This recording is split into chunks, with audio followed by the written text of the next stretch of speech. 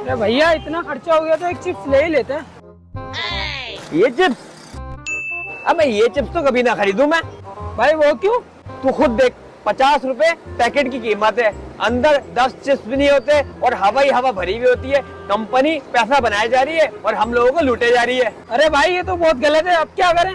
अब आइडिया, चल मेरे साथ। ओ भाई कहाँ लेके जा रहे हो? अरे साथ साथ चलना। भैया ये कितने का पैकेट है? भैया 500 रुपए का। 500 रुपए का? देख कितना बड़ा पैकेट है, कितने सारे चिप्स हैं, सिर्फ 500 रुपए में। और वो देख 50 रुपए के 10, सिर्फ 10 चिप्स। तो भाई अब क्या करें? अब 500 रुपए निकाल। ओ भैया इधर आना जरा।